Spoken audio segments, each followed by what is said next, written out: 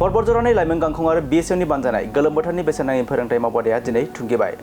क'क्राझार जिल्ला बतझर महकुमानि टिपकाय सेनियर सेकेन्डारियाव दिनै मोनथाम मावबादा जेरै मंगलाजरा, काजिगाव आरो टिपकायखौ लानानै गासै फोरोंथायनि फोरोंगिरि आरो फरायसुला आरो फरायसुलिफोरखौ लानानै क्लजिं सेरेमनि एबा जोबथा बिदाय हाबाफारि खुंफुंदों। हाबाफारियाव गाहाय आलासि महरै बाहागो लादों मिरु लाइमोन बिपिएफनि लोगो आफादगिरि प्रहलाद ब्रह्म बिथांजों लोगोसे बतझर जिल्ला लाइमोन गांखं बिपिएफनि आफादगिरि अनसाद बसुमतारी नेहाथारि जनक कसारी आरो मिरु सिडब्लिउसिनि नेहाथारि बिबिसन ब्रह्म आरो गोबां बिपिएफ हान्जानि दैदेनगिरि आरो सोद्रोमाफोरनि नुजाथिनायजों ओनसोलनि मेलेमजिबि सुबुंफोरनि बाहागो लानाय आरो फ्रि कचिं लाग्रा फरायसा फरायसुलिफोरखौ लानानै गोलोम बोथोरनि बेसेन नाङि फोरोंथाय फोरोंगिरि मावबादानि दखरा मोनथामनि फोरोंनाया दिनै जोबनानै थाङो। गाहाय आलासि महरै बाहागो लानानै प्रहलाद ब्रह्म बिथाङा खौरांनि सिगाङाव मा फोरमायखो नोंथांमोना खोनासंदो।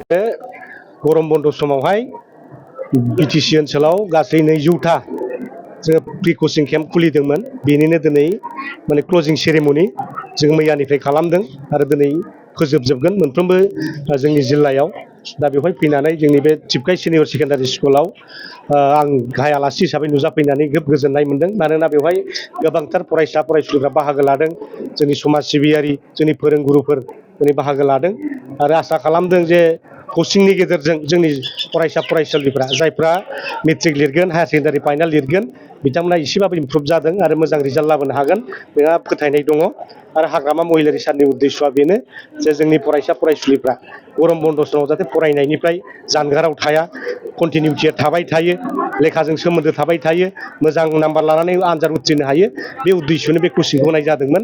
जों टु साम एक्सटेन्ट जोङो बेवहाय साक्सेसफुल जाबाय होननानै दिनै बुंनो हायो। बे दिनै फोरोंगिरिफोरनो मा सुबिदा होदों नामा सार? दा बेवहाय जोङो फोरोंगिरि गोबां थिसनदों। दा बेवहाय टटेल बिटिसिआव जोङो खमाव 1000सो फोरोंगिरिफोरजों थिसनदों।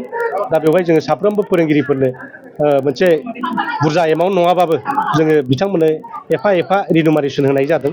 दा साबायखर जासियो साफ्रोमबो फोरोंगिरिफोरनो जोंनि खावलायनायखौ बिथांमोनहा मानिनानै दिनै जोंनि कचिं केम्पखौ साक्सेसफुल खालामना होबाय। बिनि थाखाय मेनि thanks to our teachers and our principals बिथांमोननिसिम साबायखर बावहरबाय।